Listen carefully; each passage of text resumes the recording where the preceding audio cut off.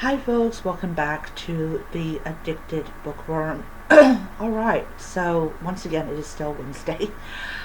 So in today's, in the second video that I'm doing, I will be talking about, um, about something that I think is important, and I think that it's important for anyone who has even a shred of morality in their body.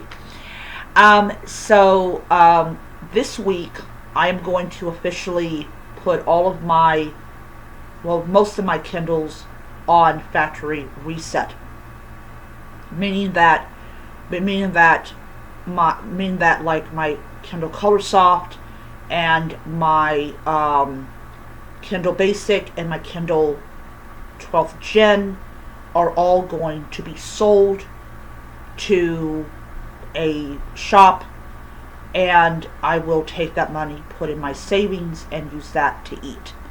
So this is my first time I've decided to essentially get rid of my Kindles, but not in a way where it causes e-waste. So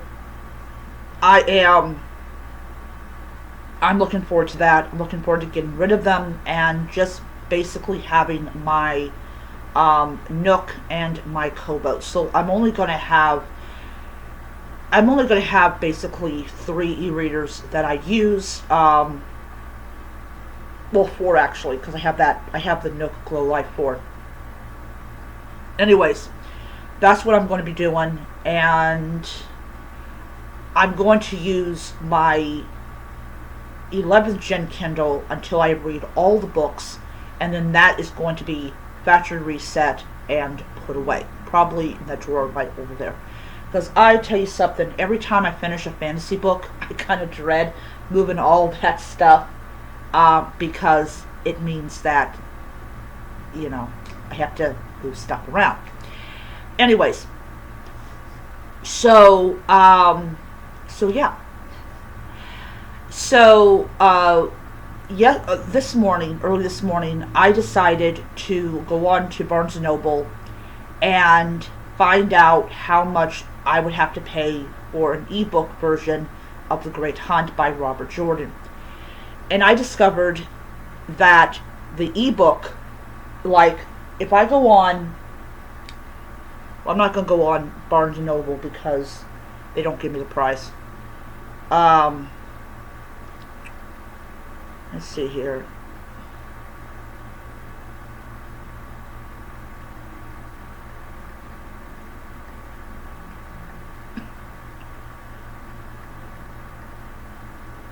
Alright. So. Alright, so they charge $9.99 for The Great Hunt as an ebook. If I go on to Barnes & Noble,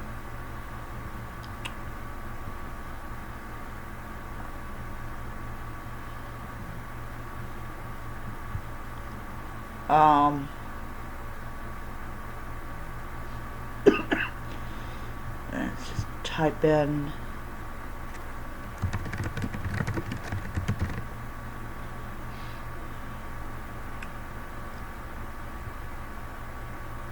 let's just do ebooks. Oh yeah, they charge, yeah. Yeah, okay, they charge the same amount.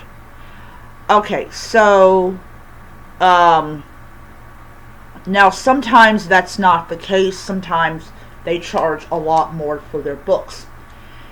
So yeah, I spent maybe like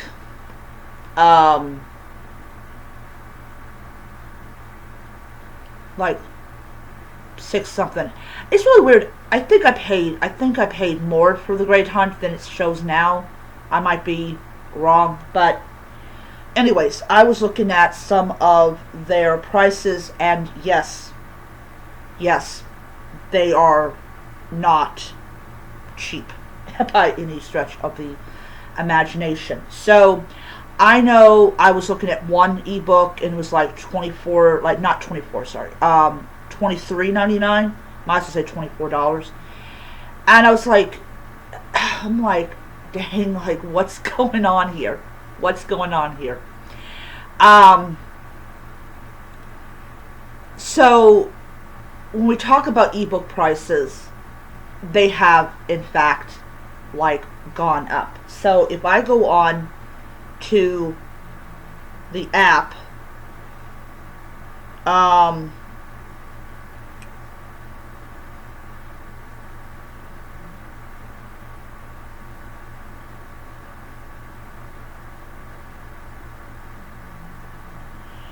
like this one is $13.99, which is a little pricey. Um,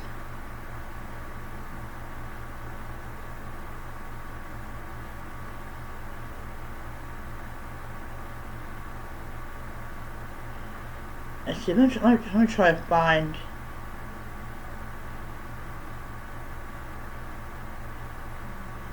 Um,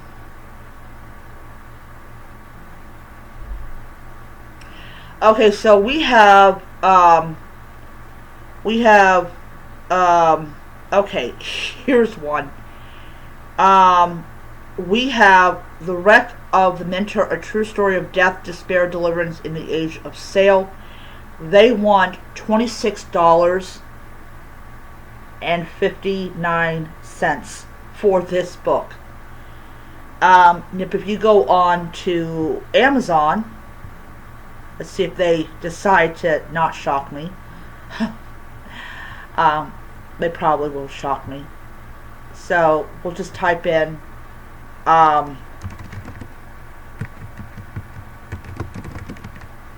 The Wreck of the Mentor.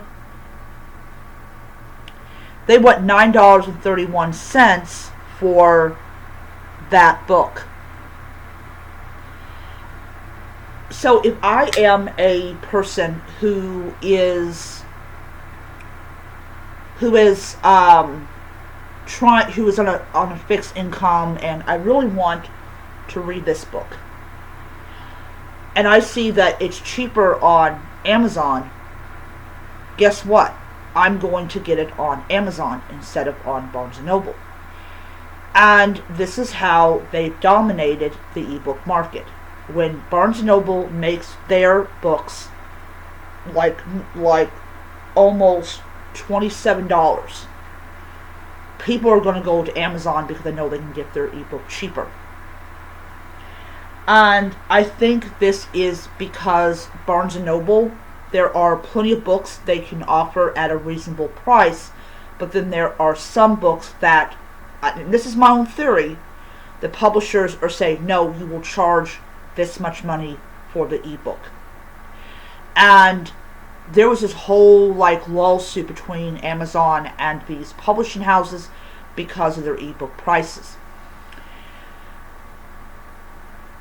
As for me, I do not buy ebooks from Barnes & Noble a lot. I actually, as everyone probably should know by now, I am actually limiting how much money I actually spend on ebooks by saying, okay, after I read 4 books, I will get an ebook.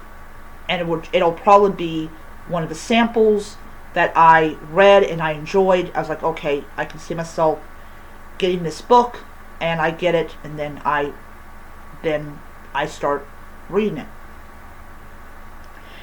And and then of course I'm starting to use DoorDash to get my books. Now here's my thing about it is, if I cannot get the book via DoorDash, like if they don't have it in the store, I'm just going to go on Barnes & Noble's website and I'm just going to purchase the book. Yes, it's going to take longer for me to actually get it, but I get automatic free shipping because I'm not just going to buy 1 book or 2 books. I'm going to get 3 books or 4 books. So I'm going to get the automatic free shipping anyways. Now, people might say to me, why are you, especially because I have to give them a good tip oh, why are you giving these drivers this much money? First and foremost, if I don't, they won't pick it up, or they won't go by and get it. And two, I did that when I like, I actually spent more on the DoorDash, that's not the DoorDash, sorry, the Lyft ride, because I also had to give them a tip, and I think I gave them like a $30 tip because it took me out to Ritzyville. That was during the pandemic. That was like when Barnes & Noble's like reopening. So yeah. So that's what I did. So, but it is cheaper to just have DoorDash pick up your book and deliver it than get on a Lyft ride and give them a big tip and all that, so you don't get blacklisted from the app or whatever they might do if you don't tip them. So that's the thing. I'm looking at the fact is that in the grand scheme of things, it is much cheaper to go through DoorDash and have your books delivered, which, by the way, I am definitely going to get those 2 books this week. So that's what I'm going to be doing this week. But anyways, but if you're on a fixed income and you don't have the money to spend for the newest release, but you can get it cheaper on Amazon, you're going to go with Amazon. And like I said, that's how they're able to maintain. And I did this video before, and I totally had forgotten what I was going to talk about in the second half of this video, and then I suddenly remembered what it was. So one of the other big things I notice a lot of is that there is a push by a lot of people that have lots of followers. Go to your local indie bookstore. Don't go to Amazon, don't go to Barnes & Noble. Go to your local indie bookshop and give your money to them. And that's all good and great in idea, but in reality, independent bookstores are not for people that are poor. No. They don't want my poor butt in their store. They don't. And this is one of the huge reasons I don't do indie bookshops. Because, first of all, they don't want me in their bookshop. They don't.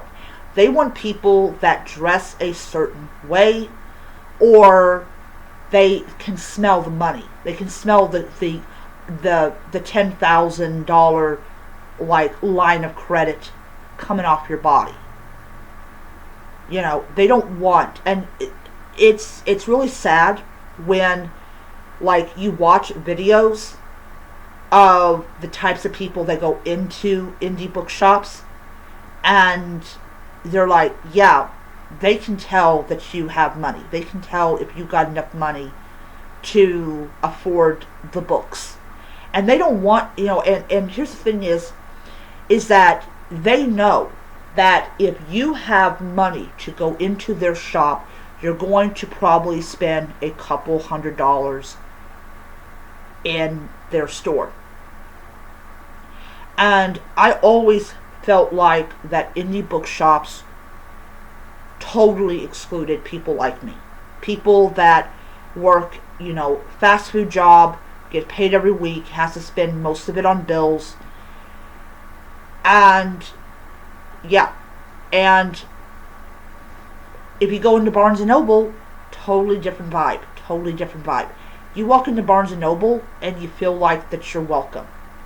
Indie bookshops feel like, no, unless you have $800 on you right now, don't come in my shop, don't even look at my books.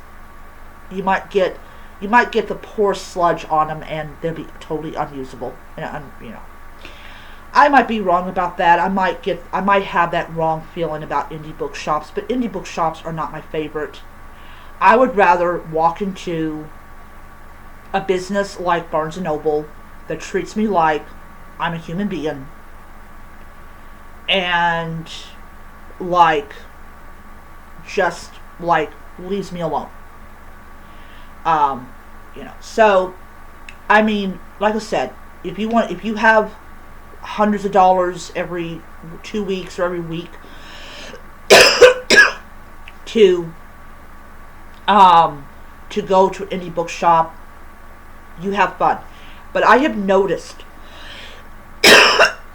sorry, I have noticed that all the indie bookshops are in very, very nice parts of town, are in places where people have money.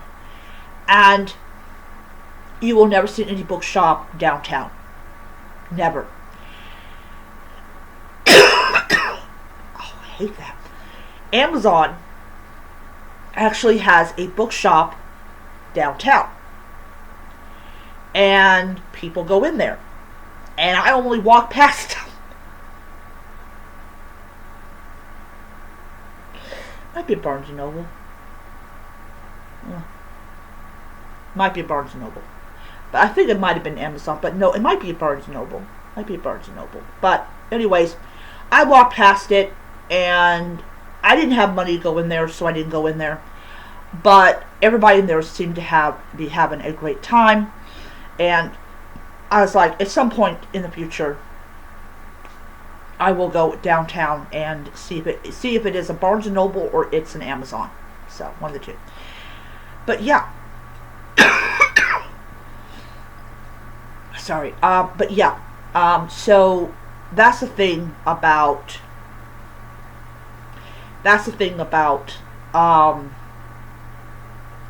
these indie bookshops, that